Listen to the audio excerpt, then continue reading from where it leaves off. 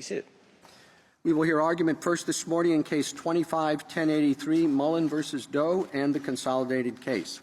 General Sauer. Mr. Chief Justice, and may it please the Court. Respondents here seek judicial review of the Secretary's decisions to terminate temporary protected status for Syria and Haiti. Yet Section 1254A B5A provides that there is no judicial review of any determination of the Secretary with respect to the designation or termination or extension of a designation of a foreign state for temporary protected status. That provision means what it says. Determination is hardly a rarely used word that broadly includes the Secretary's decisions, conclusions, or opinions. Both any and with respect to have an expansive meaning and a broadening effect. The provision thus bars judicial review of both the Secretary's ultimate decision whether to designate, extend, or terminate, and of each antecedent step along the way to that determination. Respondents' attempts to carve out exceptions to the review bar would eviscerate it, because virtually any substantive challenge could be recast as a procedural claim, as their own claims demonstrate.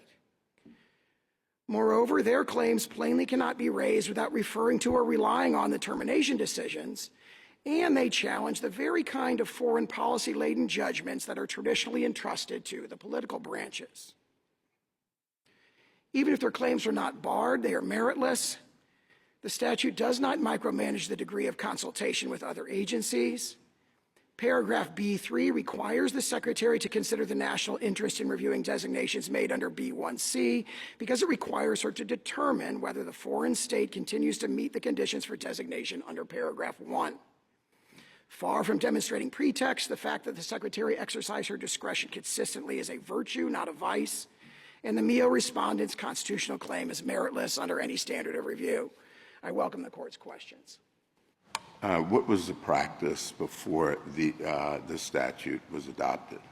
That was the EVD practice. That's yes. discussed in the Enbank-Smith decision from the D.C. Circuit, and that was, I think, properly characterized by Judge Silberman, in his opinion, as essentially a forbearance policy that fell within the heartland of Heckler against Cheney.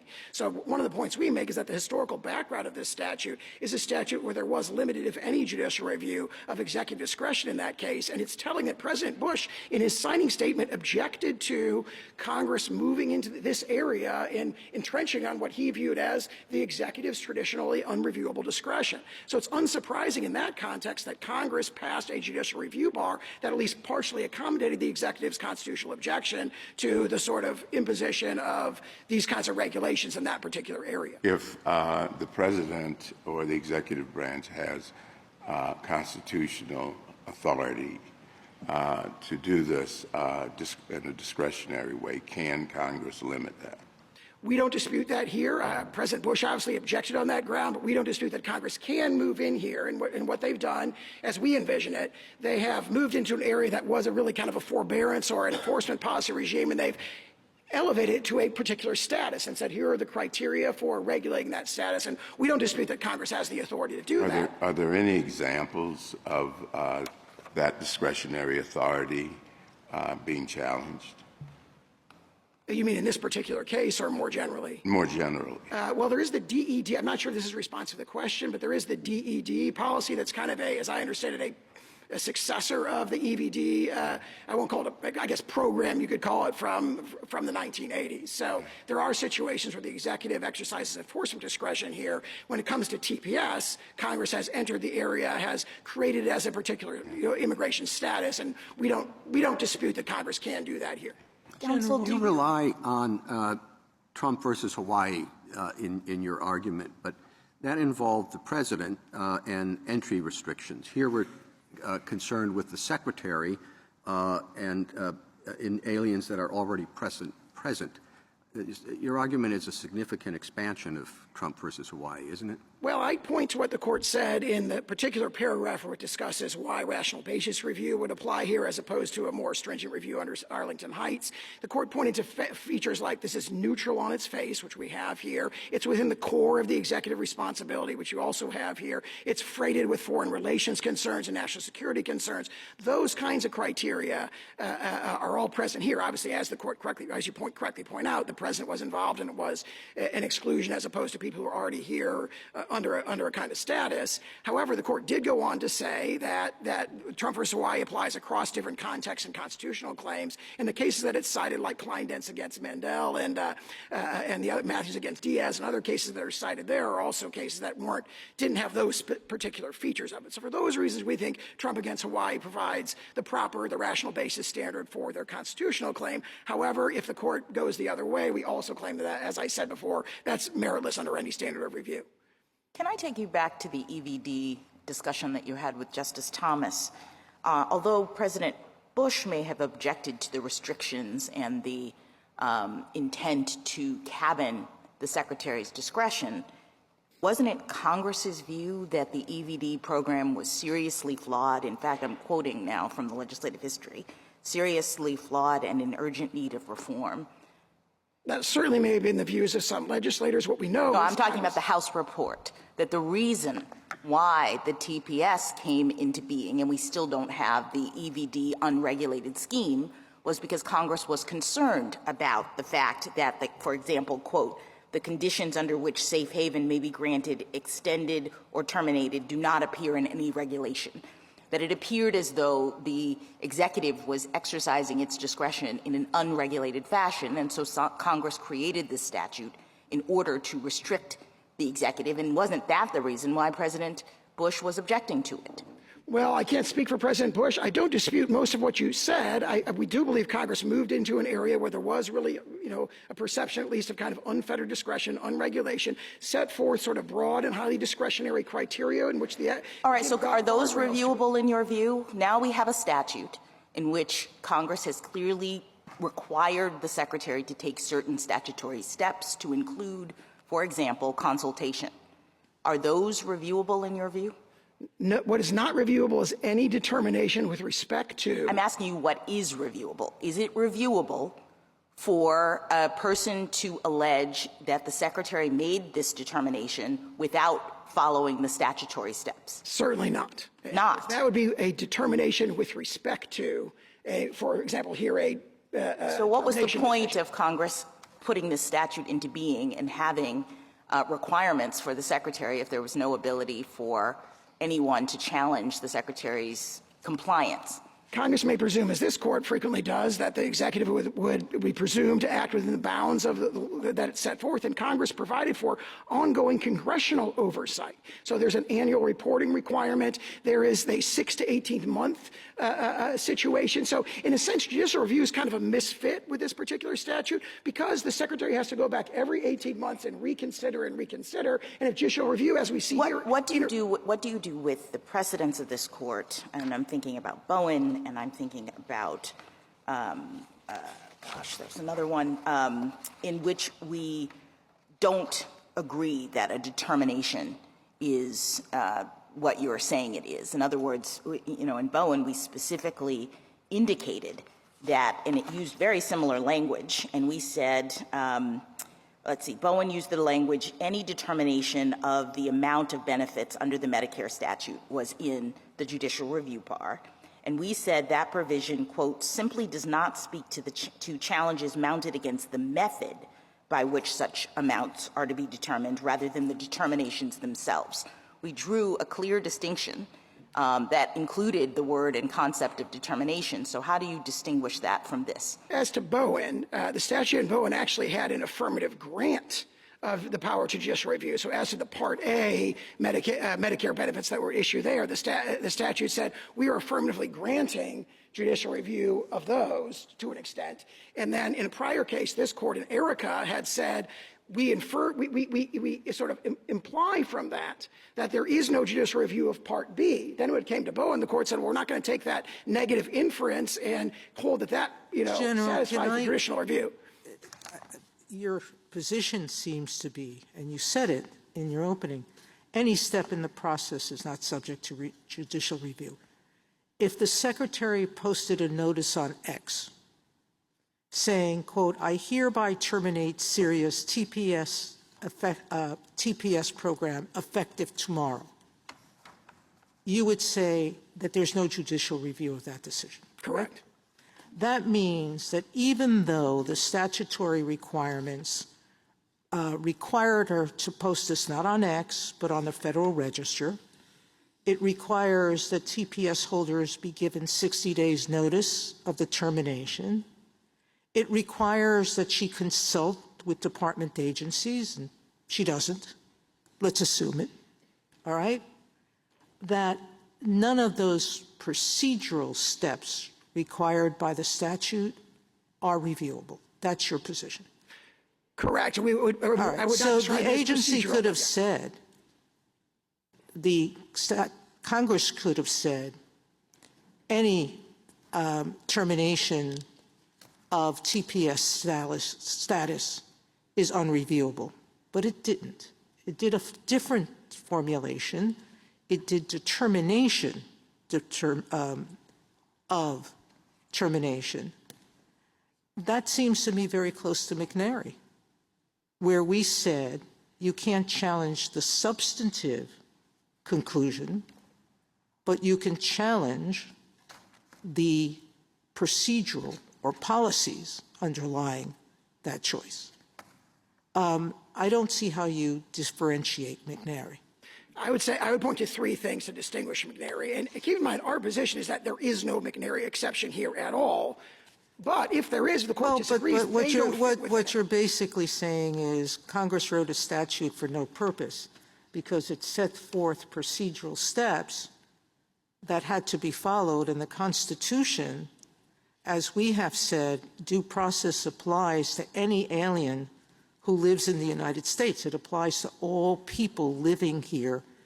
I know you have said unlawfully, but at least these people, until the termination, are here lawfully and with permission. They're entitled to due process. And now Congress has given them a process. It may not be a court process, but that's okay. It's a process.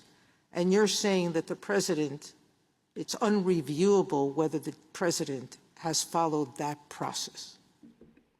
The secretary and what Congress said. You said a moment ago that there were 3 points in response to my colleague's question. Could you just briefly mention those? Sure. Yeah. I mean, 2 buckets, and the first has 3 points. So the first bucket is we say there is no McNary exception that's implied by this statute. And McNary differs in text. There's textual differences in the statute. There's the subject matter, the sort of decision that is exempted from judicial review, as I said at the beginning, is the sort of thing that is traditionally, entrusted to the political branches. And then there's the historical background that I discussed with Justice Thomas in the beginning. So if you look at the textual differences, a determination where both McNary and Reno said that determination is used in a specialized sense in that particular statute is different than any determination with respect to. Thank you. Yes. I got it. So I'm not quite sure. Not so long ago, you came in and said that every executive officer has to be answerable to the president. So the president's statements have to be attributable to its executive officers, to the secretary. I don't see how you can take both positions. Either an executive follows the president's orders or it doesn't. I would point to what the court said, or at least the Chief Justice's opinion in Regents discussed this and said the president's at a certain remove from this decision. The statute places vests this decision in the secretary, and the secretary. But at the secretary here, Noam said she was following the president's policy. That's what she announced when she was reviewing these items. I don't know how we can't attribute what the president has said his policy is when she herself says she's following it. We know what the president directed her to do because it's in the Executive Order 14159, the Invasion Proclamation, where the president said specifically respect to TPS that she should ensure that, or he now, but that doesn't give her a right to do what I started with, which is to announce the termination of this policy in contravention of every procedural step, which was a hypothetical I gave you. You're saying that's not reviewable. But baked into the very concept of a judicial review bar is the possibility that the decision that's not subject to judicial review might be totally baseless, arbitrary, wrongly decided, or really crazy. Well, that's true, General, but I guess the question is in what? I mean, this judicial review bar is a broad one, means something. If If there's a completely arbitrary understanding of what the country conditions are, there's nothing a court can do about that, right? So, basically Congress has said, this can be the weirdest, strangest, most arbitrary conclusion as to country conditions, and the courts still can't do anything. So point taken there. But that's a different thing than to say that all the things that the statute says that the Secretary is supposed to do in order to determine country conditions are themselves unreviewable. I'm sorry, I'm losing my voice. Because what the statute says is, look, she shall review country conditions after consultation. And if she decides, I don't feel like consulting, and more to the point, I don't even feel like reviewing country conditions, I want to do some completely different kind of analysis to determine whether to make this designation, is it really feasible that Congress meant for those decisions to be unreviewable? I think I'm really sorry. Go ahead. And, it's the likelihood of my asking a follow-up is very, very diminished. Congress said any determination with respect to designation, extension, or termination is not subject to judicial review. And EPA against Calumet, this court talked about. Right, but the determination, you see, I'm already going. I mean, the determination can refer straight back to what the Secretary is supposed to determine, which is whether the conditions for designation continue to be met. Okay, that's it. I mean, they make an argument like this. They say determination is used in a specialized sense in the statute. I just think that textually is baseless. I mean, by my count, determination is used in this one statutory section in 5 different senses. It talks about things about your eligibility for benefits. That's a determination. Admissibility, that's a determination. Whether there's extreme hardship. But does that hurt you or help you? I mean, I'll pick up where Justice Kagan left off. We have specific things in the statute that Congress says the Secretary has discretion to determine. And then Congress also has parts of the statute that directs the Secretary specifically with respect to the steps that she is to take in order to make those determinations. So I just think you're kind of struggling against what seems to be the most obvious way and the most straightforward way to understand this statute, which is that when the judicial review bar says that the courts cannot review the determinations of the Secretary, it is referencing the things, the substantive conclusions that the Secretary must make under the statute. And some of them are not the ultimate. Some of them are findings. For example, the Secretary has to make certain findings, says the statute, and I could see how those could be determinations. So it's not that we're just looking for the word determination in the statute, but we're understanding that Congress has directed this Secretary in this statute, in contrast with the prior regime, to make certain findings, make certain determinations, and here is how you go about doing it. And so my question is, when someone says the Secretary has not followed those steps, she didn't consult, she didn't put it in the right place in terms of notice, this is Justice Sotomayor's example, it's very hard, I think, to say that the judicial review bar, which speaks only to the determinations of the Secretary, precludes that kind of claim. 2 points. Determination is a broad term, as the court held in EPA against Calumet, that encompasses any decision, opinion, or conclusion. So, including the decision not to follow the steps. That's your point.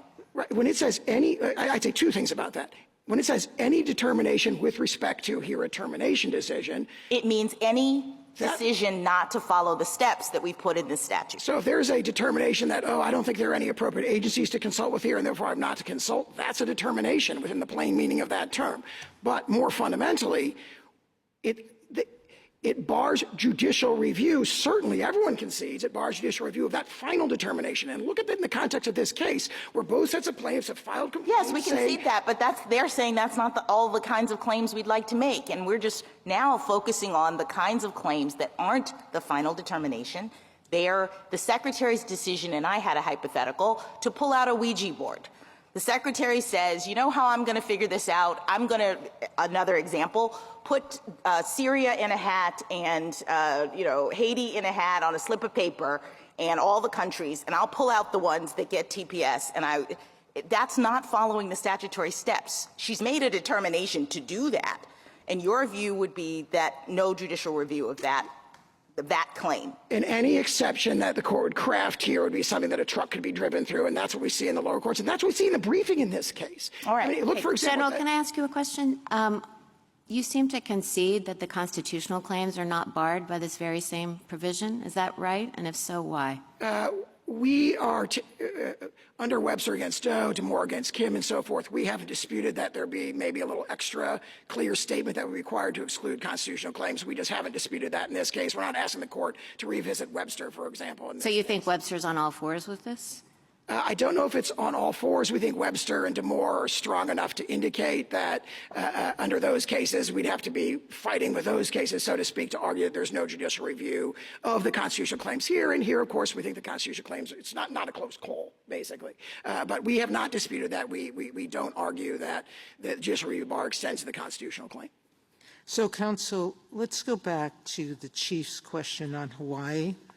Assume that I disagree with you and that Arlington Heights applies because Hawaii and all of the cases that you cited supporting it involve aliens coming into the United States, not aliens in the United States. So let's assume that I believe that due process requires some process for aliens who are here to be removed.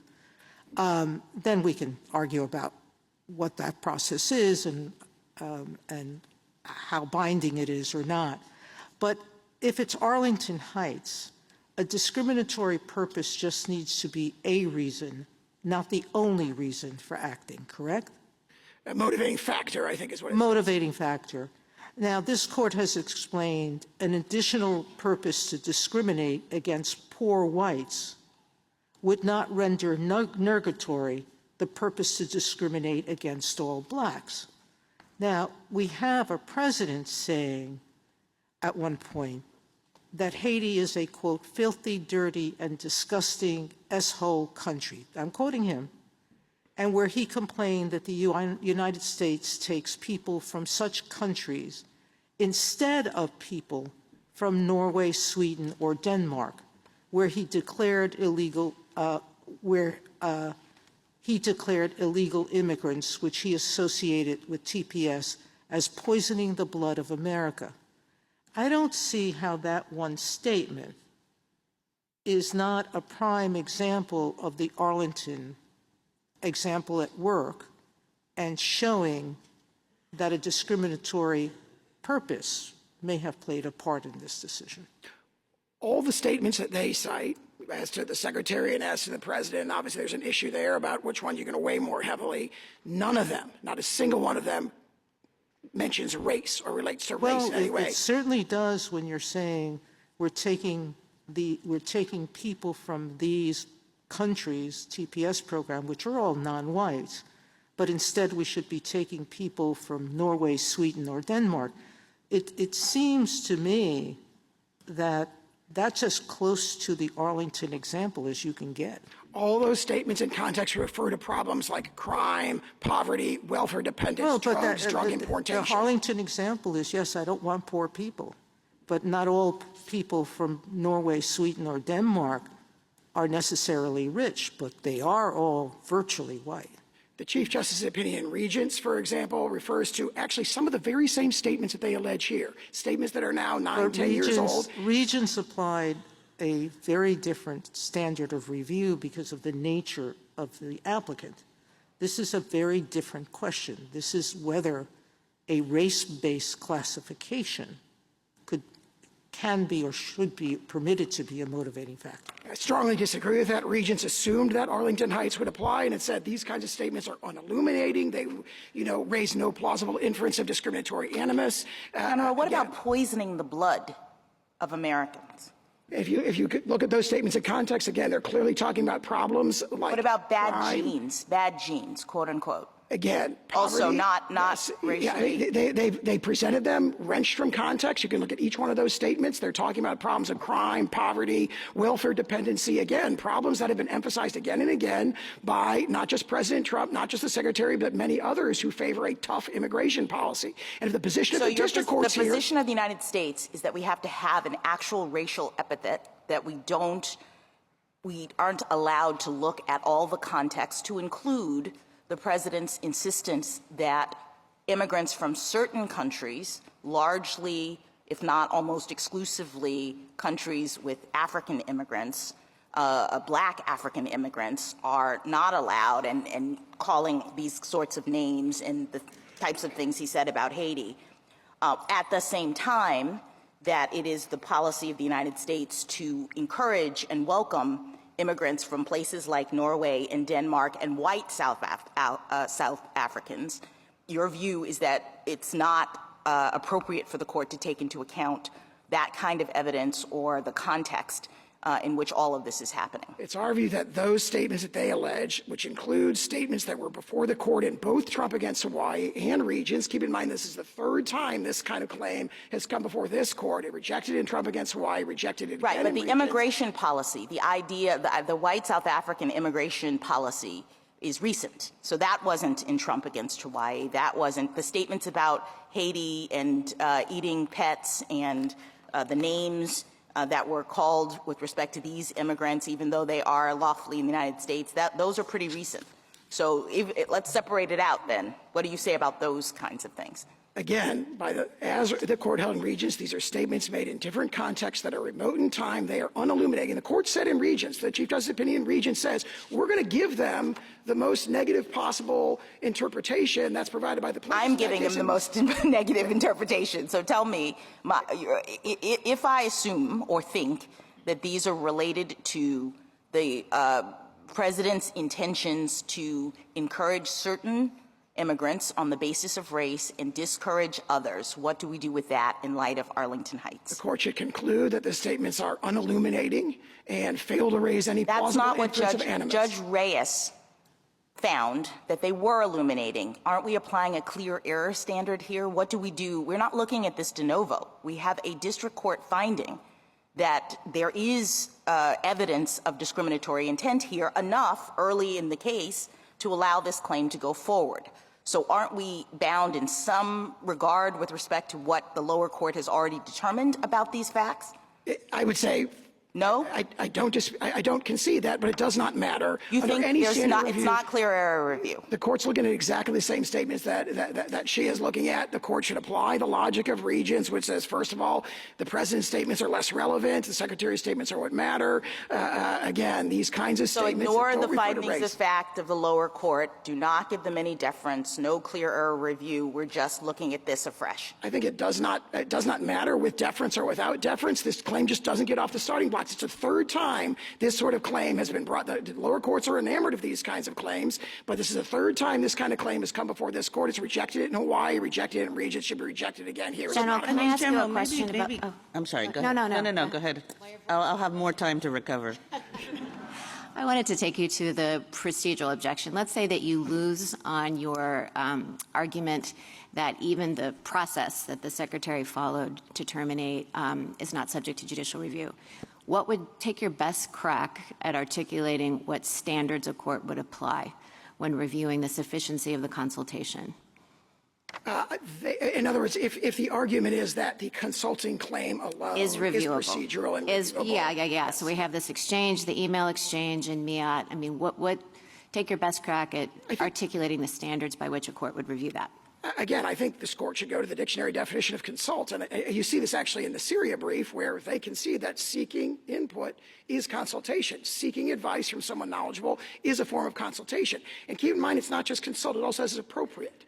So the word appropriate, the court's held in other contexts, confers broad discretion. So the secretary could decide, I don't think there are any appropriate agencies to talk to here.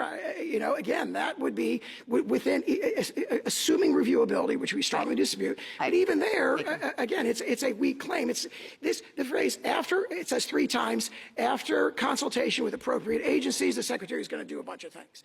And what you have here is the district courts. They initially said she didn't consult at all, but it turns out that she did. There is an exchange with the Department of State. So now they're saying, well, that wasn't quite enough. It wasn't meaningful enough. You see how substance has already crept back into even this case. What would happen, General, if the original email had been sent out and no response came back? Would that also be appropriate consultation? Absolutely, yes. In other words, she can't force the Secretary or the State Department to respond. And so for that reason, yes, that would be appropriate consultation. Suppose it were the response that came back said, I got to run some traps here in the building. We'll get you an answer by Wednesday. And then the Secretary made her determination on Tuesday. Consultation has happened on her end, and again, she cannot force the State Department to provide a timely response. The statute regulates what the Secretary does, not what the Department of State does. Even though the Secretary was well on her way to getting a timely response. And again, if you've asked, you've consulted. And here, of course, we have an exchange when there's a prompt response. The question is made, the question is proffered, and then the response comes back. Wasn't that baseball game tonight great? Last night great? Again, State could say something completely unresponsive. If she sought input from State, she has consulted. And again, this is the sort of discretionary call that, for very good reasons, the statute vests in the Secretary. How much do I need to talk? Which agencies do I talk to? Is this response good enough? Again, in this case, in the South Sudan example, she said, you know what, I want some more information. I haven't heard back. She did the exact, I mean, that's really the hypothetical. And then I think you said that even if the Secretary didn't ask the question, she could have just decided not to ask the question, and that would be appropriate consultation too. If she doesn't ask at all, I don't think I would say that that's consultation. I would say that's not subject to judicial review. But assuming it's subject to judicial review, I thought that you said that she could have decided that there was no person whose opinions mattered. Yeah, if there's a determination that none of the agencies is appropriate, then as opposed to there is an appropriate agency, but I decline to consult with them, that'd be the distinction that I would raise. Okay, but as to everybody else, as long as you ask a question, whether or not you wait for the answer, whether or not you give them appropriate time for the answer, whatever the answer is, whether the answer is on a completely unrelated topic, it just doesn't matter. That would fall within the plain meaning of the word consultation, as we argue. And again, I mean, really, the plain meaning of the word consultation? Like, the plain meaning of the word consultation seems to be like you consult with somebody on a topic. That means you ask a question, they give an answer that's on the same topic. You know, it doesn't have to be long. You don't have to lock a person in the room together for 3 hours. But, I mean, you have to ask the question, hey, what are country conditions like? And then the answer comes back, country conditions are fine, or they're not fine. You know, that's appropriate consultation. I'm not, like, asking for the moon, but, you know, what are country conditions like? Weren't the Dodgers great last night? That does not seem like appropriate consultation. To seek advice or input is consultation, and with respect to the example of locking them in the room for 3 hours, that's kind of the road that the district courts are going down. They're saying you did check with it, but it wasn't meaningful enough, so we give you kind of a D+. Well, but that's not the road I'm going down. I mean, I guess I said that because that's not the road I'm going down, and, you know, sometimes consultation is very thorough, and sometimes in government it's not very thorough. But if Congress says to consult about a particular subject matter, then it seems as though what Congress said was you should ask somebody and they should give an answer. Certainly you should ask somebody. The statute doesn't say she can compel them to give an answer, and she did ask. So regardless of what— General, the statute does go a little further than that. I mean, you keep homing in on the word consultation, but if we read what the statute says, and I'm paraphrasing the relevant part, after consultation with appropriate agencies of the government, the Secretary shall review the conditions in the foreign state for which a designation is in effect and shall determine whether the conditions for such designation continue to be met. So surely the consultation, however long or short, can't be about something other than country conditions. I mean, if you read the whole sentence, what she's consulting about is her determination as to whether the country conditions are still in effect. I think what she's consulting about is a little more specific than that. It says, after consultation with appropriate agencies, she shall assess the country conditions and determine whether or not the criteria set forth in subsection 1 are still met. So the consultation can relate to not just country conditions, but anything else But that's you just relevant said to with that. Justice Kagan it could relate to baseball. What I'm trying to do is figure out whether this statute, when it requires consultation, at least requires some exchange of information concerning this subject, whether the country conditions are still met. I believe I said if the response has to do with baseball, there's really nothing she can do about that. She's still consulted. If she sends an email to state and says, hey, what do you think of the Dodgers? I don't think we would argue that that constitutes consultation, because I think you correctly pointed out the context of that statute. Now, it's not just country conditions. It's the entire determination whether or not the criteria for designation under subsection 1 are still met. If she's seeking input about that, she has consulted. I see my time's up. Thank you, General. Justice Thomas, anything? Justice Alito? Justice Sotomayor? General, I don't think I know, General. Oh, you got to stay I'm there. very sorry. All right. You're not disputing that the email exchange of July 21st and July 22nd with respect to Syria and September 5th with respect to Hawaii, where the Secretary asked the State Department to discuss country conditions, that was the extent of the consultation, correct? I believe that's what's in the administrative record for both cases. Obviously, one case comes to the court where the administrative record was produced later. There's 2 different email exchanges. The one in the Syria case says we're re-reviewing country conditions with respect to this country. The other one, I believe, is in the Haiti case, says we're considering, I don't remember the exact words, but considering the following 4 countries. Right, but the point is that was the extent of it. There was no other information that the State Department provided. We haven't pointed to anything else in the administrative record to satisfy the And so consultation requirement. the question is, if we believe the statute by its terms requires specific consultation with respect to country conditions as opposed to foreign policy concerns, there was no information addressed by the Department of State with respect to the country conditions. I disagree, because obviously sending aliens back based on country conditions raises all kinds of foreign policy issues. So if you're saying no foreign policy concerns, Well, no, because you're also taking the position that irrespective or regardless of, I think I just made up, I used a grammatically incorrect word, regardless of whether country conditions were bad or not, our national interest required termination, correct? yes. So we can't assume that the State Department that doesn't answer the question presented is actually describing country conditions. Yeah, and I think I would stand on what I said in response to Justice Jackson, which is that the consultation relates to not just the assessment of country conditions, but the entire determination, as that very same sentence goes on to say, to whether or not the conditions in subsection 1 are met. I'm looking at Haiti. The only thing asked for, we are reviewing country conditions in Haiti. Can you advise on states' views on that matter? I mean, all right. Thank you, Kevin. Justice Kagan? Justice Gorsuch? Justice Kavanaugh? Can you explain the reasons why Congress would have barred judicial review as broadly as you assert? I'd emphasize 2. There are several. I think perhaps most importantly, the kind of determination that is at issue here is just the sort of determination that lies kind of at the heartland of what has been traditionally entrusted to the political branches. And let me give you a couple examples of that. If you consider, for example, the determination that is made in both of the termination orders that these are nations that have emerged from difficult times, and there are new fledgling governments there.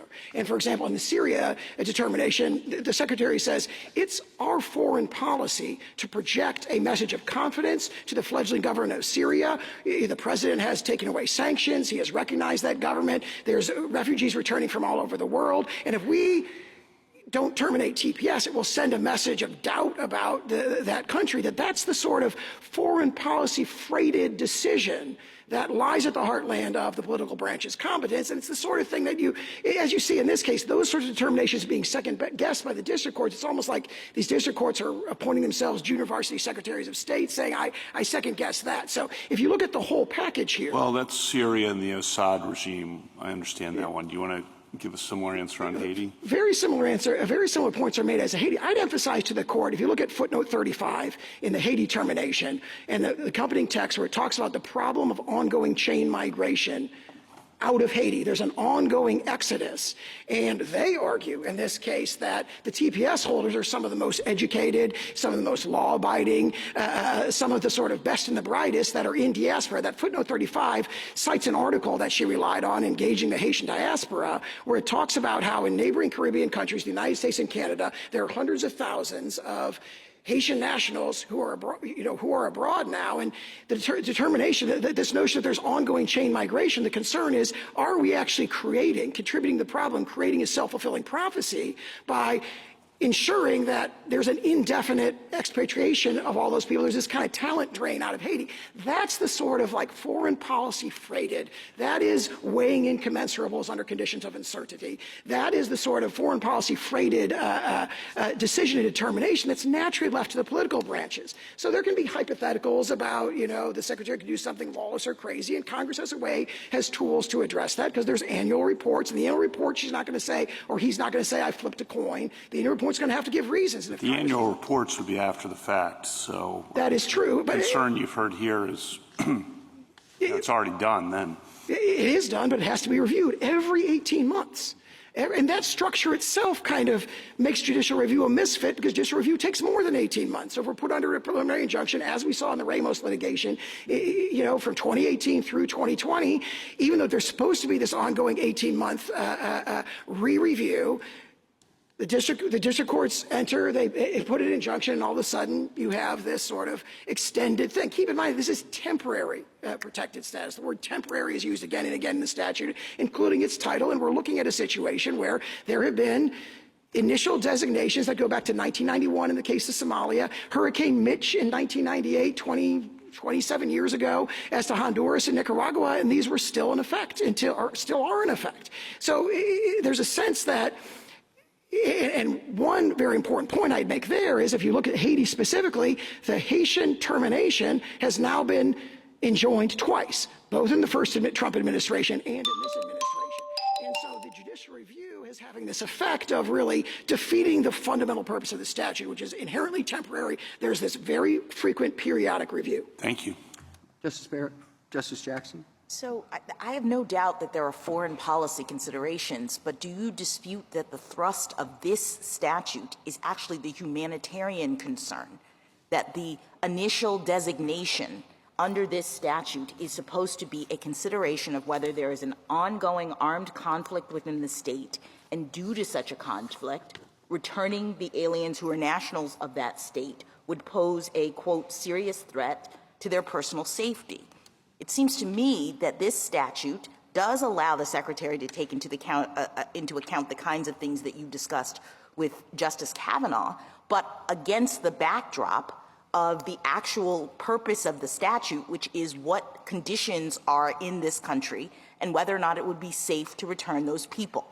And so I guess I'm just struggling with your argument that the Secretary can make this determination without, as a procedural matter, taking into account country conditions as the statute requires. The Secretary is obligated to consider country conditions under of various kinds, different kinds of country conditions under B1A, B1B, and B1C. And if she doesn't, you say not reviewable. Not reviewable. Under B1C, most relevant, she considers not just country conditions, but also whether allowing the aliens to stay here would be contrary to the United States national interest. If anything is discretionary, if anything exudes deference. Yes, you're picking that part of the statute, but I've read other parts of the statute that require her to do country conditions. And you're saying if she doesn't, that's not reviewable. See the other parts of the statute that talk about foreign policy. I just don't understand the concept of the Secretary being constrained to do certain things and not being required to do them in the sense that they're not enforceable. She can basically do whatever she wants, I hear. Congress assumed that risk when it said there is no judicial review of any determination with respect to termination. Thank you, General. Mr. Arulagnatam. Thank you, Mr. Chief Justice, and may it please the Court.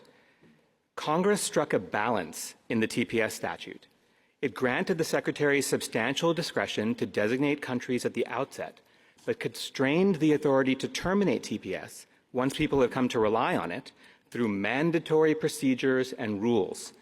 Congress struck a corresponding balance on judicial review. It didn't broadly bar review of all policies and procedures or all questions of law and fact, as in neighboring immigration statutes. It barred review of any determination in subsection B, which are the country conditions assessments on which the Secretary would be expected to have expertise.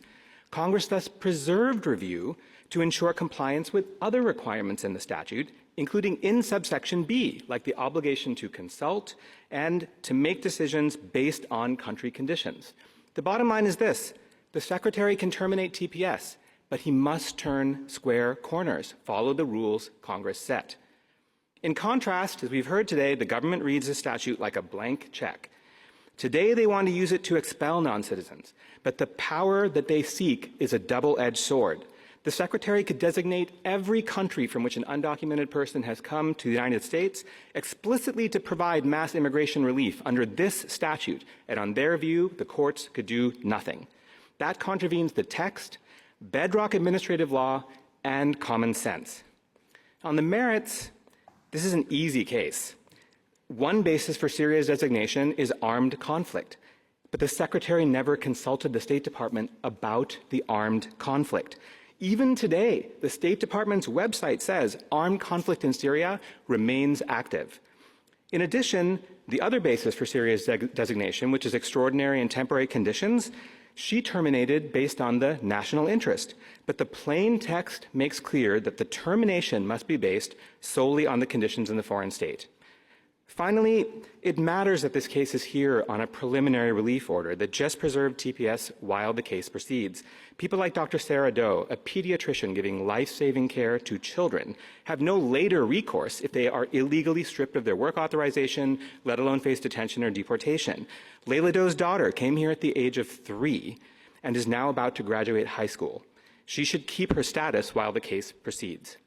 I welcome the Court's questions. Would you be kind enough to say what else is reviewable despite the jurisdiction stripping provision? Because it seems pretty broad. It says there's no judicial review of any determination of the Attorney General. So we agree it's broad, Your Honor. Yeah. It bars everything that the Secretary determines in subsection B. And if you look for the word determines in subsection B, it appears in many places. But there are other words also. Like in B3A, the Secretary has an obligation after consultation with appropriate agencies. And that is not described as a determination. So we think there's review over consultation. The Secretary also has an obligation to review conditions in the foreign state. So we think that there then should be review over just whether did she in fact review the conditions in the foreign state? Not if she got it right, but did she review it? There are other things in there too. The opening line is at least 60 days before the end of initial period of designation. So there's a timing rule. When do you get to do this? And, as some of these hypotheticals have suggested, you can't do it immediately, you can't do it. And so there's review over the timing as well. But it's very minimal. It's only the procedural rules. But I would argue, Your Honor, that in a context where there's no review on the substantive determination, the procedural rules are all the more important then to ensure that we have appropriate government decision-making. So in the case of appellate courts, for example, they have authority to review judgments. Would you, using the same logic, say they can only review the substantive underlying judgment but not the underlying determinations? No, Your Honor. If I understand the hypothetical correctly, I think it actually favors us because this statute uses the word determination as a distinct act from the ultimate order to either extend, designate, or terminate TPS. This is very clear from the termination provision, which is B3B. It's the next one after the one which has the consultation rule in it. It says, and I'll apologize in advance because the words sound very similar. It says, if the Attorney General determines that a foreign state no longer meets the conditions for designation, he shall terminate the designation by publishing notice of the determination in the Federal Register. So it's clearly using them as two distinct ideas. One is the determination, that's the country conditions assessment, then the termination order, or the extension order, or the designation order. They're distinct acts in this context. Normally, though, we would think that the subsidiary considerations in it that lead to a judgment would also be reviewable or non-reviewable, depending on jurisdiction. I don't think there's any such general principle of administrative law, Your Honor. We cite the Zook case just recently in the tax context, which literally holds the opposite. It says, you know, the things that make up the determination, the inputs, are different from the output. McNary and Reno v. Catholic Social Services both construed the word determination in an immigration statute contemporaneously with all of this to distinguish between the determination and the antecedent procedural questions and decision-making criteria, and they relied on Bowen, which we'd heard discussion of earlier. And I think the last point I'd like to make just on this subject, Your Honor, is even if you might have voted the other way in those cases in the first instance, right, the word determination has become embedded in our immigration law with a narrower meaning than what the government ascribes to it here. And you can see that most clearly from the way Congress wrote provisions in 1996, which is just 3 years after Catholic Social Services, which is in turn 2 years after McNary. And they wrote provisions saying, for example, the expedited removal provisions, they bar review of any individual determination or any other cause or claim related to expedited removal. There's another provision which bars procedures and policies related to expedited removal, in addition to what is already the bar on determination. And then, of course, subsection B9 in the same statute, which is Justice Alito's plurality construed in Jennings v. Rodriguez, which we all remember, all questions of law and fact. That's what it bars review of. All questions of law and fact, including substantial statutory and constitutional claims. This is about district court review of removal orders. So they clearly have broader language that they use when they want to cover more than when they want to cover all of the antecedent steps. In order for you to win this case, is it necessary for us to find that the word determination in B5A is a term of art? No, I don't think it's a term of art, Your Honor. I resist that characterization. I do think there's two paths for us to victory. Well, let me put it a different way. Would it be necessary for us to say that we give that term in that provision something other than its ordinary meaning in regular speech?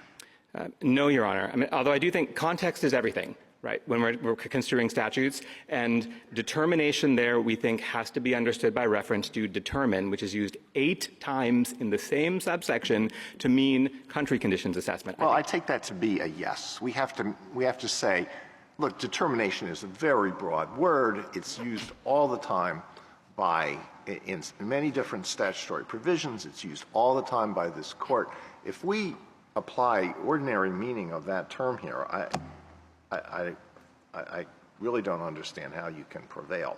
Well, I guess because I don't think that it always has the full potential breadth that the government has ascribed to it. For example, in this statute, we see it's used 2 times outside of subsection B, more than 2 times, but in 2 senses outside of subsection B. And I concede, and this was discussed, that those are not about country conditions assessment, so it has a different meaning there. But the bar only applies to determinations in subsection B. And so, again, I think it just means it refers back. But my fallback position, Your Honor, even if you're not willing to say determination should be tied tightly to determine, the 2 claims in particular, the consultation claim and then the claim about national interest and whether it's appropriately considered at the termination phase, those are the kinds of claims that this court has considered in administrative law cases going back 100 years. If you look at the administrative law scholars, the Cox, Rick Hill's, Emma Kaufman brief, it talks about this history, claims that process is reviewable, even if the ultimate decision is final, have been reviewable in immigration statutes going back to Nishimura Ekyu in 1892. Claims that you've read the wrong criteria into the statute, not whether you got it right, but just are you considering a factor which actually is not the one that's supposed to be considered. Those go back to 1904, Gonzalez v. Williams, and other cases like that. So you could say we're not necessarily giving you that determination has to be hitched directly to determine, but say we are reading the statute to not be the broadest conceivable jurisdictional bar ever, particularly given that Congress wrote broader ones just a couple of years after this court had decided McNary and CSS. And that would be at least the first two claims, the consultation claim and the claim about the statutory criteria, would be, which is a pure question of law. I mean, it's just about how you read the statute and how you read the words, is national interest, incorporated into B3 or only in B1. Those claims could be reviewable even under a much narrower theory than our frontline theory, which is that you should use the text and refer to Counsel, can I give you a hypothetical? Let's imagine that there is a more robust record of consultation here, and the Secretary consults the State Department, and the State Department says the country conditions in Syria remain terrible, armed conflict continues, and, I think it would be fine and in the national interest to continue TPS status for Syrian refugees. The Secretary says, yeah, you know what, I'm going to terminate it anyway. Is that reviewable? So just quick point about your hypo. National interest is not a factor on armed conflict. I just want to flag that for later. Okay. We get there. Okay. My point here doesn't Yes, really matter. entirely. I'm just saying, let's imagine the consultation happens. It's a robust consultation, but everything that she hears cuts in favor of keeping TPS status, and she says, I'm terminating it. Is that reviewable? We could not challenge on the ground that she's wrong and the State Department is right. What the statute does is it tries to get the government to speak in one voice, which this court has said is very important and is a huge problem here when you have them going back and forth. But if ultimately the Secretary says, speaking in one voice is important, but my people, country conditions people, think that the armed conflict is over, so that's what we're doing, that is not reviewable. But what is reviewable is whether she actually asks anything and gets any information about country conditions. Does it get you very much? If it's just kind of a box-checking exercise, why would Congress permit review of the procedural aspect when really what everybody cares about much more is the substance? I think it's because Congress and us too and the millions of people who live with TPS holders have some faith in government, and they believe that if there is consultation, the decisions will be better. And that's really not unusual, right? Isn't that the whole thrust of something like the APA? Absolutely. That Congress has always sort of understood that agencies are going to have a lot of discretion at the end of the day to make the determinations, but we still need to police to some extent the inputs, what they're looking at, whether they give the public notice and comment, all of the things about procedural rules and requirements for decision-making are important, even if the ultimate decision is still left to the agency. Absolutely, Your Honor. Our view is that even if it comes back like a box-checking exercise, people will at least know that somebody talked to somebody else. And it makes sense. Of course, DHS has foreign policy expertise. They have their asylum and refugee office and all those people. But the State Department also has a lot of foreign policy expertise and information.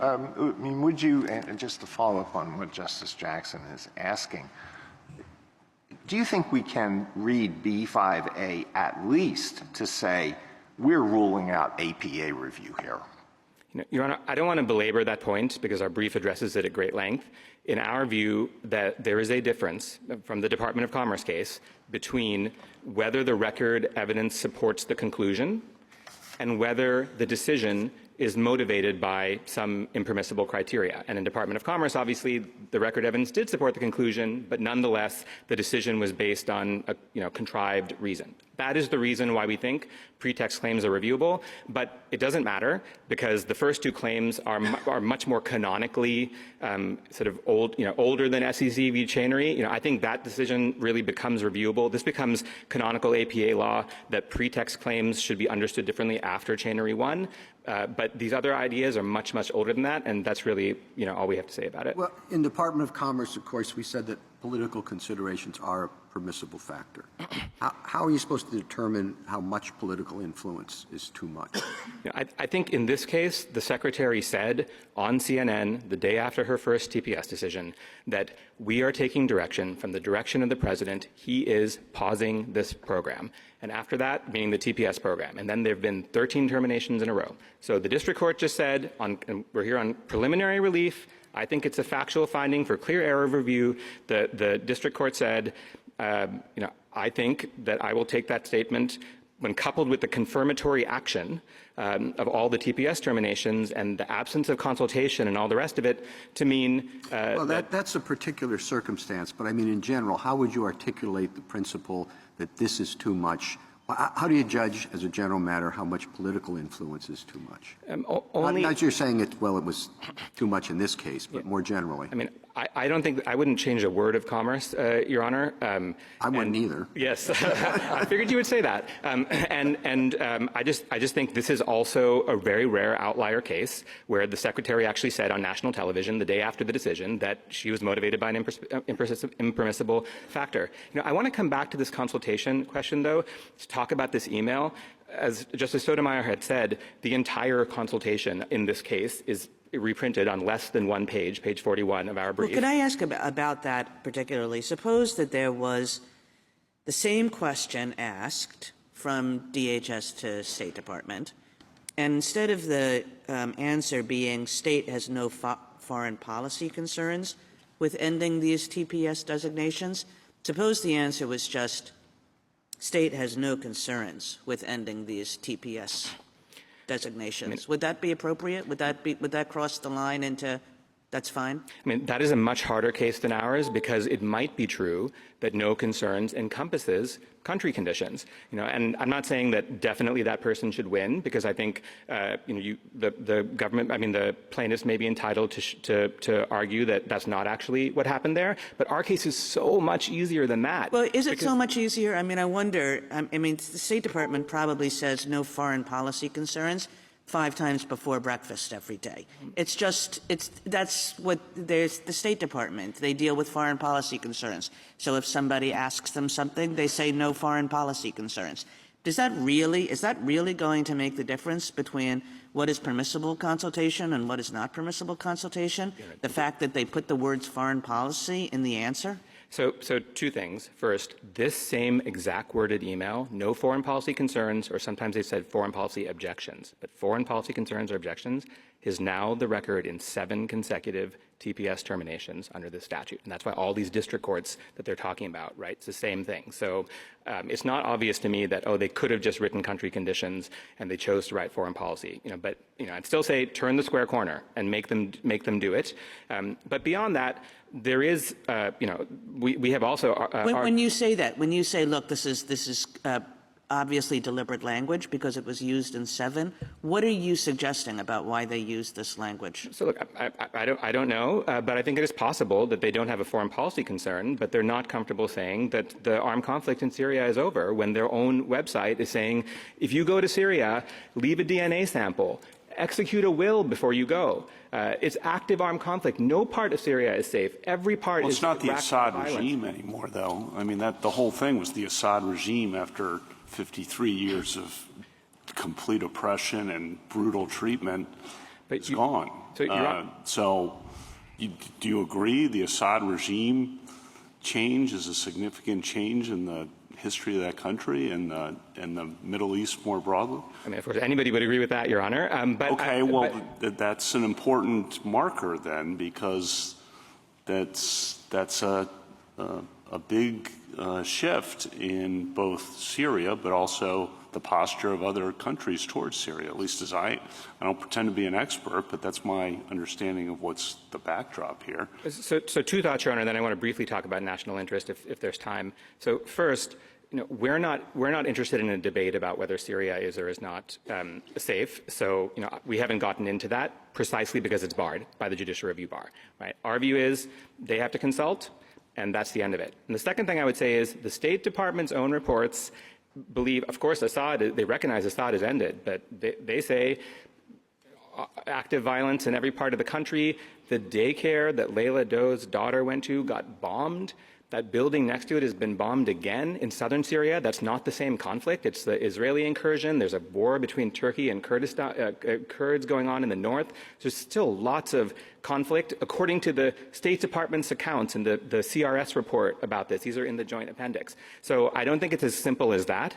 But we don't contest. If the secretary says, I disagree, Syria is safe, that's fine. But she still has to turn the square corners and follow the steps. You know. Thank you, Counsel. Justice Thomas, anything further? Just briefly, with respect to the jurisdiction stripping provision again, if the Secretary actually designates, does not terminate, but designates in favor of a particular group, can others use the exact same objection that you're offering? I'm not sure I understand the question. Well, would they be able to challenge the same way that you're challenging a positive designate? Got it. So no, Your Honor, but not because of the review bar. What they can, the statute says the Secretary may designate, this is now we're talking about B1, right? Yeah. May designate only if, and then one of these three criteria have to be met. Yeah. So even if a country is horribly in crisis, there's no obligation to designate. And that's the reason why that's unreviewable. You know, but of course, it doesn't cut the other way. Right? On their view, if the Secretary, this is my opening hypothetical, if the Secretary designated Mexico for immigration relief, it's unreviewable. On our view, it is reviewable because you will look to the criteria to see whether they actually applied. Did they care at all about conditions, or were they just trying to achieve some political end? Yeah. Justice Alito? One of the points that General Sauer made was that if we accept your arguments, it will create a hole in the judicial review bar that you could drive a convoy of trucks through. And you have now said repeatedly that it's necessary for the Secretary to turn square corners, which seems to support what he says, that if we depart from the ordinary meaning of the review bar, then it is always going to be possible to pick procedural faults to raise procedural objections to what's been done. And what you've said about consultation makes me think that may be true, because here there was some consultation. All right, it was very brief, and maybe it's not what one would hope for, but still, once you say, well, it's permissible to review the adequacy of the consultation, it's always going to be possible to to raise objections about the adequacy of the consultation and the words that the State Department comes back with. So two thoughts, Your Honor. First, our consultation claim in this sense is extremely narrow. We don't argue about the levels. We don't argue about the amount. All we say is it has to be about a subject, deliberation about a subject. So they have to talk about country conditions. And you could hold that, Your Honor, and leave aside, just say, we're not saying it's okay to police meaningfulness, even though in other statutes, lower courts do, consultation claims, consultation provisions are in other statutes, and, the sky doesn't fall. But if that's Your Honor's concern, just only say it has to be about the topic, and we don't say anything about, meaningfulness in a broader sense. That's my first answer. My second answer is, the State Department actually provided reports because they did care about speaking in one voice for 35 years under this statute. This is in the former senior government officials brief, as a bipartisan brief, including somebody from the first Trump administration, talking about the fact that they used to actually look at all the different components of the State Department and talk about this so that they could make sure that the decision was good. There was never a challenge to consultation under that. Even in the first Trump administration— Do you think that sort of elaborate process is necessary under this statute? No, I do not, Your Honor. I do not. My point is just, it wasn't a problem until the forum email started. Even in the first Trump administration, when that was the first time there were other TPS challenges. Before that, 16 terminations, never a challenge, right? It started then. Even after that, this consultation claim has only arisen because now they're doing the forum email. Thank you. Justice Sotomayor? Justice Barrett sort of was asking a question about almost sounded a little bit like harmless error, even if they didn't consult. that's okay because, you know, they were going to make the same decision? How do you deal with that? I mean, this is a due process claim, and we've never said what the final determination is important to due process, correct? Yeah, correct, Your Honor. You know, I think I would say two things about it. First, there isn't a basis in this record to say that she would have done the same thing if the state, particularly on the armed conflict designation, where national interest is not a criteria. So you have to find that's under the A section of the statute. Correct. It's under B1A. There's two designations for Syria, one under armed conflict and the other under extraordinary temporary conditions. You know, our position is that even under the latter one, it is not permissible to consider national interest at the periodic review stage, because what is required is that there be review of conditions in the foreign state. And we think when the word conditions is used, you know, just a couple lines later, it's referring back to conditions in the foreign state and not criteria, which is what my friend kept saying. And if you look at the word, the label of it is extraordinary and temporary conditions, which is talking about country conditions. B1B also says living conditions. So every time the word conditions is used in subsection B, it's talking about country conditions. National interest is not a condition, right? So that's our argument, our argument on the merits as to the second one. But on the first one, even as to process, there's nothing in this record to tell you that if they had actually consulted, the Secretary would have said, I don't care what the State Department says. Maybe she would have said, oh, wow, that's not good. And they would have perhaps led to a different view. And so I think even if harmless error is permissible in this context, there just isn't a basis to find it. And it is, again, important for the government to speak in one voice. And I think that would be the benefit of enforcing the consultation requirement here. Well, I mean, the whole purpose of the TPS is to ensure that the executive is open about what it's doing, correct? Yes, Your Honor. Transparency is all through the statute, Your Honor. And so to the extent that a president says, it's not safe for these people to come back, or I'm unwilling to say it's safe for those people to come back. Haiti shows that 4 of the people who were sent back, that have gone back, were killed. So I'm not going to say it, but I don't care. I'm still going to end the program.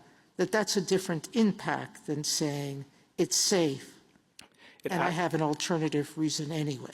It absolutely is, Your Honor. And I think it's also important to remember that this issue about whether you can terminate on the basis of national interest, it only arises if the country is still unsafe at the alternative ground, right? It only arises if the country is still unsafe and as to people who have been able to keep their TPS, because despite being vetted 18 months, every 18 months, resubmitting their background, resubmitting criminal history checks, they have been found not to have even a single felony or more than one misdemeanor or any of the other grounds. So we're talking about the power to mass expel people who have done nothing wrong to countries that remain unsafe.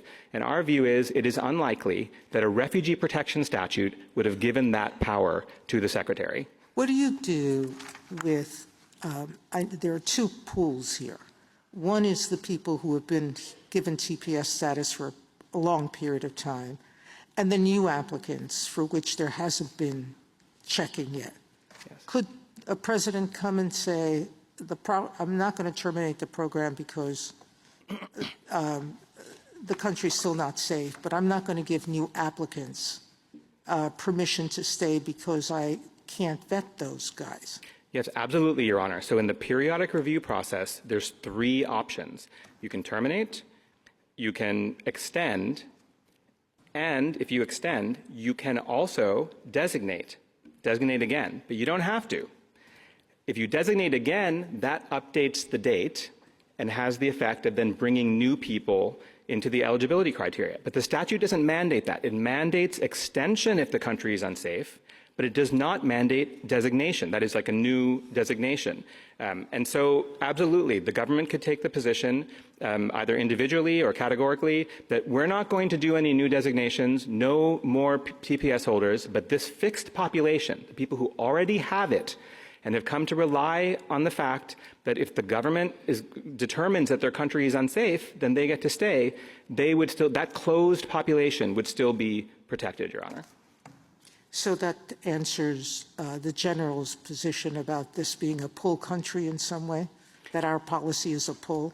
Yes, Your Honor. I think my friend for the Miat plaintiffs will also point out that there's no evidence for this claim about the pull factor. I'll leave that to them. But yes, Your Honor, there is no need. You can just solve the problem by saying we're not going to let any new people into the program. We are going to limit our extensions to countries that are unsafe for people who already have TPS. The people who are here, however, and previously been vetted, no, there's no new problem with that vetting for them. No, Your Honor. In fact, the statute requires that their TPS be rescinded if they commit a felony or become inadmissible on any of a very broad set of grounds. So it's extremely narrow protection. But if they do nothing wrong, then and their country is still unsafe, the statute requires that they remain protected. Thank you. Justice Kagan? Your argument that the national interest claim is reviewable seems harder to me than the procedural argument, and here's why. I mean, I would have thought it's just a version of an argument that is made all the time when it comes to administrative action, like you took the wrong factors into account, or you didn't take the right factors into account. That's a kind of standard part of arbitrary and capricious review. And I would have thought that if this judicial review provision does anything, it basically says don't subject the Secretary's determination to arbitrary and capricious review as we know it. Mm-hmm. So why should we treat this argument, this national interest argument, any differently?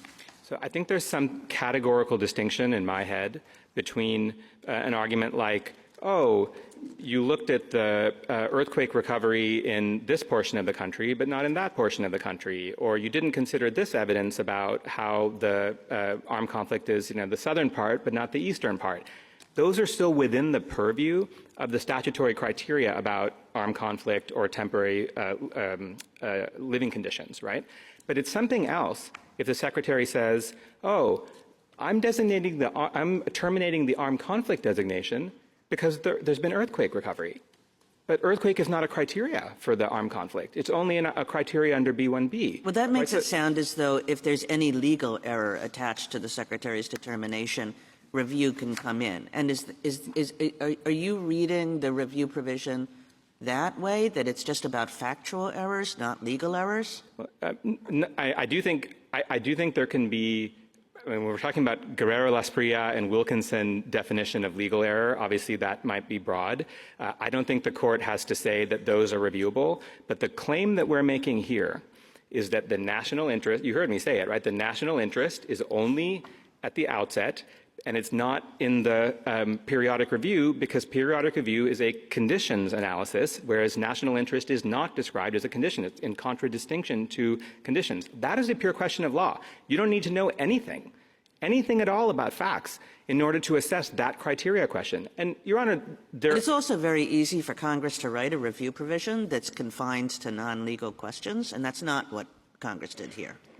That's true, Your Honor. Although they also can easily say all questions this has nothing to do with, even if I read this statute as saying determination is with respect to the determination about country conditions, but if you're in that world where the question is, how did you determine country conditions, whether you made a factual error, whether you made a legal error, Congress in this provision seems not to care. So I agree that this provision doesn't read fact law into it one way or another. I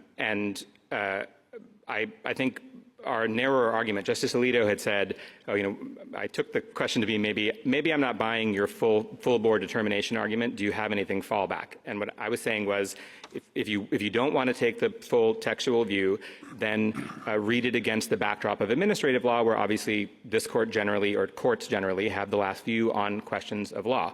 But I think if you say, no, that's not what they're doing here, so some legal questions are going to be barred, what I would say is, whether or not this is within the scope of the determination, that is what we are disputing. Right? Because we're saying it's not a country condition, because it doesn't use the word condition to describe it, and the review provision is limited to conditions in the foreign state. And this is not in the foreign state. So at least that claim, the threshold question of do you get into the reviewability bar or not, that should be reviewable, even if once we're in it, you would say, like a legal dispute about which kinds of conditions should be in it or not, that would be barred. And we don't believe that necessarily is the case either. But just to be clear, like our claim is at the very highest level. It's just about the criteria of even what counts as a condition. Thank you. Justice Gorsuch? Justice Kavanaugh? How many Syrians have returned to Syria since the end of the Assad regime, and does that have any relevance to what you've been saying about country conditions? I mean, I'd say the same thing that I said to you earlier, Your Honor, for two answers. First is, it is of no relevance, because even if the Secretary is right and the State Department is wrong, it doesn't change the fact that they didn't talk to each other, and the national interest is not a criteria, and those are claims that are clearly reviewable under the statute. So, A, that's my answer. Second, it is true that many people have gone from Lebanon back into Syria.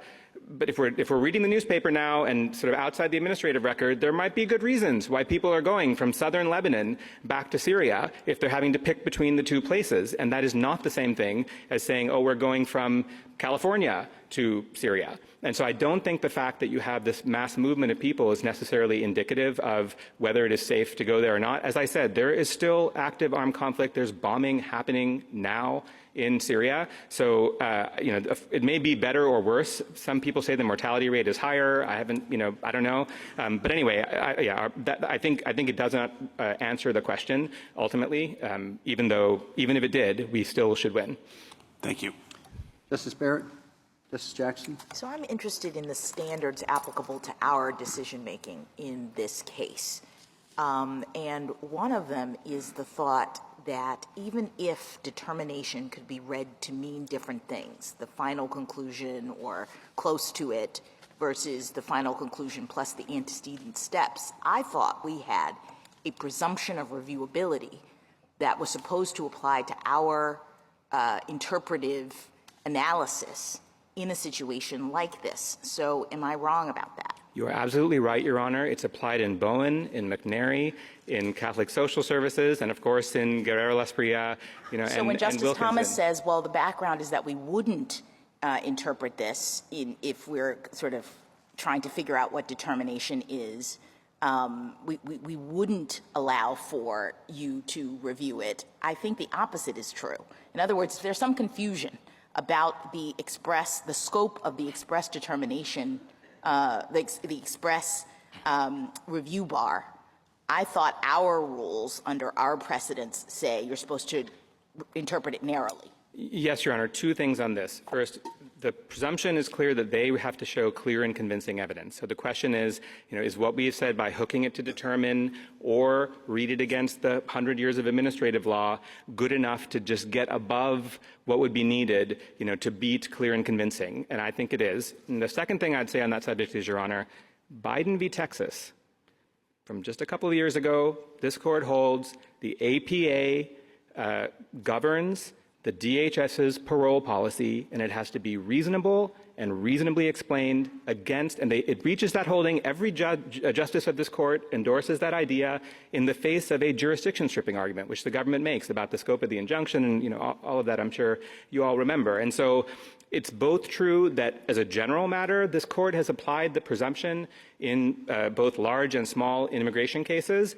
and also that it has done it particularly in a context like this one, where the issue was about whether Mexico, basically the U.S. had to be forced to negotiate with Mexico. All right, and my second issue about standards, is there a clear error standard that is applicable to the district court's findings here, findings of fact, for example, about whether or not there was likely discriminatory intent with respect to this policy? Yes, absolutely, Your Honor. It is both true. It's double deference, I would argue, because it's both here on preliminary relief. There may be more evidence to come if the case is allowed to survive. Certainly the constitutional claim is going to be allowed to survive, given on jurisdiction anyway. And in addition, because factual findings are reviewed for clear error in general, then it is true that the clear error operates there. I think that now, since we have the email about consultation and we all agree that that's the scope of it, it's not really relevant. You can read that one page of our brief. Or it's just so obviously not an error, not a clear error as a result of that evidence, right? Yeah, well, yes, Your Honor, absolutely. I mean, we're still applying the clear error. You're not saying jettison the clear error standard. You're just saying, look at this evidence. If the district court found it to be that the email in terms of consultation or the discriminatory intent in terms of what the president said, our burden is to determine whether or not she made a clear error in her fact-finding related to those issues, correct? Yes, absolutely, Your Honor. And the last thing I would just say about that is on the pretext claim, where I know maybe everybody doesn't think that we have all the evidence. It's not the evidence as was in Commerce, because it was a full trial in Commerce.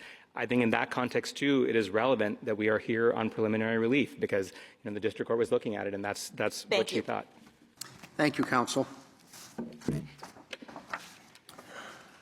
Mr. Paipoli?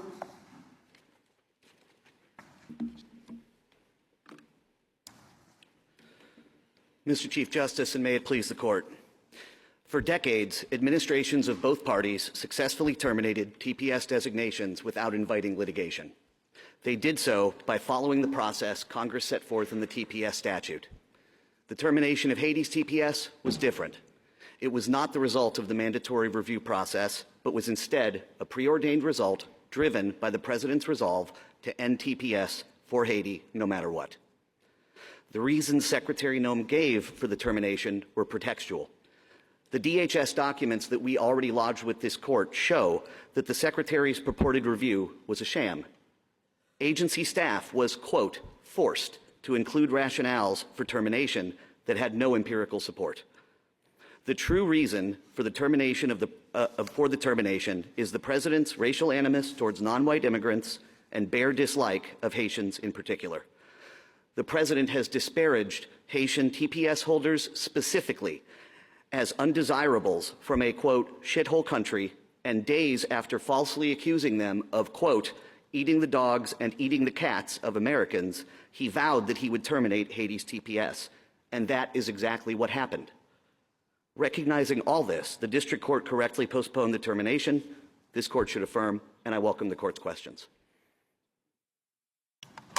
What weight how would you interpret the jurisdiction stripping provision?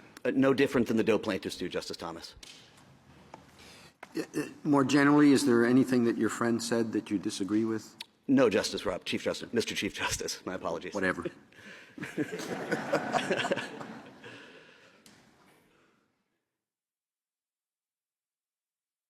I ask about your equal protection claim? Certainly. Is this a race claim, or is it a national origin claim, or does it matter? It's certainly a race-based claim. We would argue, given the as some of the questioning earlier got to, the evidence certainly suggests racial animus, which the Arlington Heights framework is specifically designed to suss out. The statements, I would like fewer people from places like Haiti, that were described with the word that I won't repeat again, and countries like Norway and Denmark and Sweden. As Justice Sotomayor suggested earlier, that's very close to what we had in Arlington Heights itself. So we do frame this as a race-based claim. We do think it's racially motivated, particularly in light of the cross-cutting terminations we've seen, as the district court in our case put it, 13 up, 13 down, all non-white. So is that it? It's not Haiti particularly. It's all these countries have people of color, as opposed to Denmark and Scandinavia generally and whatever? Sure. I certainly think that the record supports the idea that the President in particular has focused in on Haitians, but it is broader than that. Haitians are our plaintiffs, but the relevant group here is all TPS countries, all of which are non-white. And what if one thinks that, if you said there was a determination that no matter what, there was going to be a change to Haiti's TPS status? There seems to have been a pretty clear determination that all DPS status should go, right? There's no TPS status that hasn't been renounced. So how does that factor into this equal protection claim? Well, sure.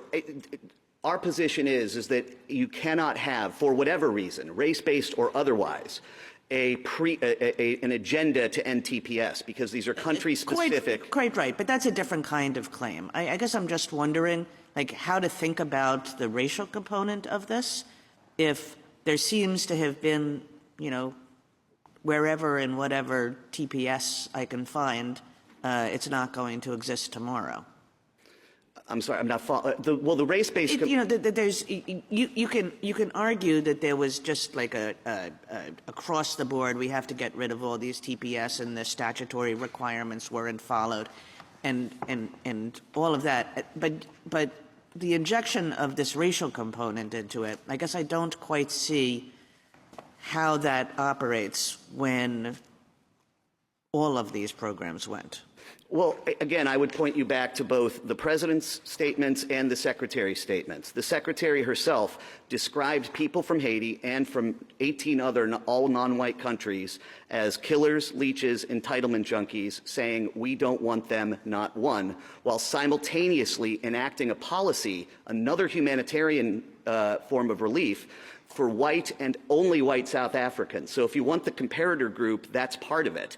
And it's true that the program, the refugee program, under which the white South Africans were admitted is not TPS as such, but both statutes are motivated by the same policy. Motivated by the same policy. They're both humanitarian programs. In both TPS and with the Special Refugee Program, it's the United States saying these folks are facing some hardship in their home country.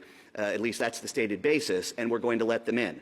So it's the President's statements in which there is a comparator group, white versus white, non-white countries versus white countries, and it's the fact that you've got those sort of sentiments being articulated into policy. But more directly to Justice Kagan's point, isn't your view that the reason why the President was saying all of the TPS programs have to go is because the TPS program relates to countries that have large minority or large racial compositions? Yes, that's exactly right. In other words, the motivation for getting rid of all of them is that these programs, quote unquote, benefit these kinds of people.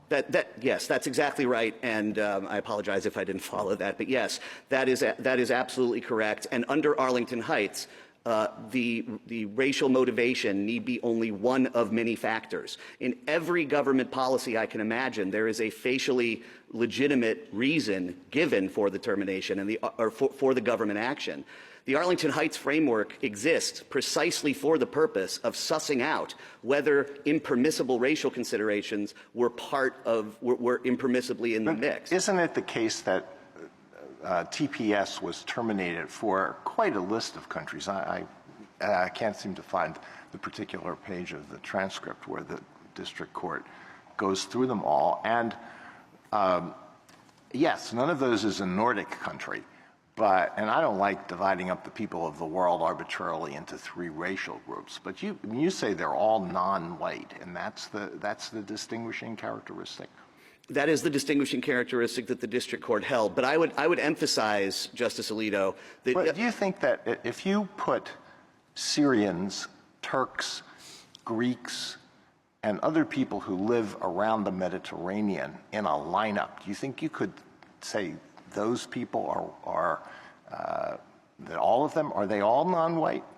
I understand that Syrians, I think, may be classified as white for purposes of the State Department, or for under certain government, certain government programs. But again, I think race is, I think, you'd have to poll the public to know what they think the race of a Syrian is. I certainly think they're not white. Poll the American people? Well, do they think Syrians are white? I wouldn't think that most would, Justice Alito. Really? I really okay. don't. How about Turks? I honestly haven't considered what racial component I would sort Turks into. How about Greeks? I don't know the answer to that either. How about Southern Italians? Well, certainly 120 years ago, when we had our last wave of European immigration, Southern Italians were not considered white. So I think our concept of these things evolves over time. How about Spaniards? I think same answer. About 120 years ago, I don't think they were considered You white. have a really large, you have a really broad definition of who's white and who's not white. As I said, I don't like dividing the people of the world into these groups. I understand. I would say that even under this court's rationality jurisprudence, if you look at cases like Moreno, it is not necessary for us to get strict scrutiny to win here, because irrespective of how you do the classification at issue here, under those courts, under those decisions, under those precedents, bare dislike of an unpopular group is a sufficient basis to find that rational basis is not even satisfied. Given your understanding of the review bar, wouldn't your APA arguments be exactly the same if there were no review bar? In other words, what function does it, with respect to your APA arguments, in what way does the review bar restrict what you want to argue? I will give the same answer that counsel for the Doe plaintiffs gave, which is that that determination has the same meaning in the TPS statute that it had in the SAW statute at issue in the McNary case, that in that case the antecedent obligations procedurally were subject to judicial review, even if the substantive determination was not. On that score, counsel, you agreed that the determination about the country conditions no longer meet the criteria is unreviewable. Yes, the Secretary's substantive... That final determination under, what is it, B, right? 4B, 3B, sorry. That's unreviewable. The Secretary's substantive conclusion as to the existence or non-existence... Well, it's a determination, right? I mean, that's correct. what the statute says. And that's how we define determination. Yeah, and that takes effect once it's published in the Federal Register plus 60 days or something like that under 3B, right? That's correct. Okay. And that's the determination, and that's the effect of the statute. But you say that a court can enjoin it anyway. No, they can. Well, we didn't get an injunction here. We got 705 relief. Postponement. Yeah, I mean, I'm just looking at what the court said. I think in the Syria case said the defendant's termination of TPS status for Syrians is hereby postponed. And the D.C. Circuit in your case said the district court postponed termination, right? That's correct. That's Section 705 of the APA. How is that not judicial review of the Secretary's determination? Well, I would say that, again, the claim... I understand your process point that you want to look at some antecedent things, but how can it not be judicial review of the determination if you're postponing the determination? Because determination, well, I can't, it's difficult for me to answer that question without pointing out It's difficult for me to answer the question, too. Well, no, but probably for different reasons. But well, no, I don't know. I'm asking, I'm struggling with that. No, I understand. The question comes down to, do you define determination as coextensive with a broader term like decision? And we see... No, I'm working within your framework for purposes of this question. 3B says once the Attorney General, but we all agree that's the Secretary, makes a determination, the country conditions are no longer met, the determination decision takes effect, published in the Federal Register in plus 60 days, something like that. We all agree on that. And that's what the statute says about the effectiveness of the determination. Right. The final agency action here that was postponed is, as counsel... It's the determination. It is the termination, not the determination, which is not subject to judicial review. That's what you got. That is consistent with McNary. It's consistent with Bowen. Counsel, is your point that that judicial review runs to the claim? In other words, what is happening in the judicial review bar, when it says there's no judicial review, it means the court cannot consider the claim that's being made. But that's different than what the court, having considered the claim, ultimately does. Yeah, that's exactly right. And so at the end of the day, if the court considers a claim about a defect in the procedure and thinks it likely, and therefore postpones the termination while that claim is under review, that's not the same thing as reviewing the ultimate determination. That's exactly right. The determination here has the same meaning that it had in McNary and Bowen, which is the substantive the existence substantively of the conditions for designation, i.e., is Haiti still safe? The final agency action at issue here is the termination that was published in the Federal Register. I appreciate all of Justice Jackson's points and yours, but the statute says that determination is effective basically automatically, right? And it tells us when it's effective, and it tells us how it's effective, and that's what the statute, that's what Congress told us. So once that determination's made, boom, it goes. And I'm just struggling with how that could be true, and yet it could also be true that judicial review postponing that termination decision is not judicial review of that determination. Right, because the termination decision, the final agency action, includes substantially more than the determination. It includes things like when the effective antecedent things, of course, that Correct. feed into that determination. I appreciate that. Okay, all right, thank you. Would you like to address the General's point, the Solicitor General's point, that this would drive a truck through the judicial review bar?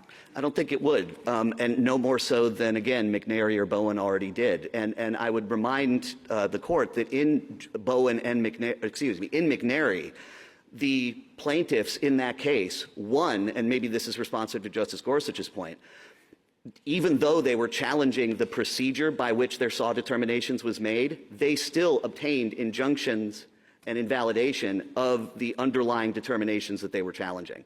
So this tension that we're identifying between the process and the outcome is one that this court has been, and that the law has been comfortable with for over 30 years now. As far as it driving a hole through the review bar, I would come back to the exact same point, well, to a similar point, which is the determination is off the table. We agree with that. Congress could not have intended, we say, for these antecedent considerations not to be considered, because when it enacted the TPS statute, it already had the benefit of Bowen, and after it passed the review bar, Congress, several years after it passed the review bar, Congress enacted IRERA, in which it retained the language from Bowen, from McNary. So it's reasonable to read the review bar in this case as consistent with that in Bowen and McNary. In other words, Congress knows how to write broader language encompassing more than a specific determination. It could write all questions of law or fact. And in fact, in some other sections of Title VIII, it even writes language that we think would preclude procedure and process claims. Like in another section of Title VIII, it refers to all procedures and policies. That's 1252A2A Romanet 4. So Congress knows how to write broader language if it wants to, but it chose not to do so here, even within the background of Bowen and McNary.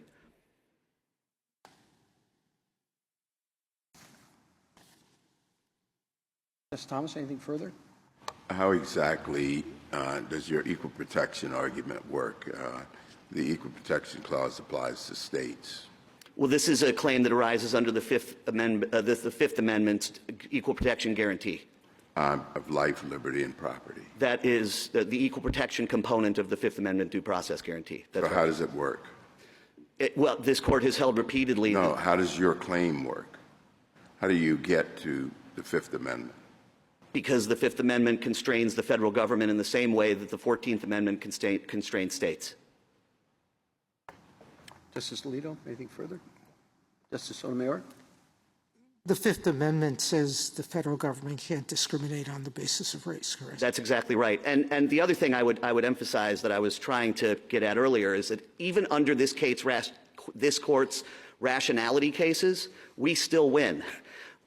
Remember the facts of Moreno. There was a facially plausible FDA program that did not allow unmarried households to receive food stamps. This court nonetheless said that there was something else at play there, animus against a particular group, a bare dislike of a particular group. And the president's statements, regardless of whether you consider them inherently racial or some other type of classification, reflect a bare dislike for Haitians in particular. Justice Kagan, anything further? Justice Gorsuch? Kavanaugh? Justice Barrett? Justice Jackson? Thank you, counsel. Rebuttal, General?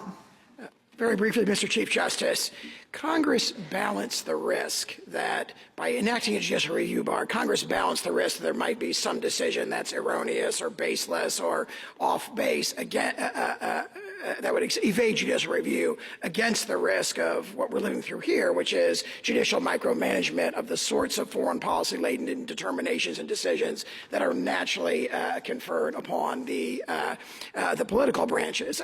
Justice Alito, turning to your convoy of trucks question, if you look at the briefing in this case, I think it vividly illustrates the concern that any exception that they put forth, and the exception morphs when they talk about it with different formulation.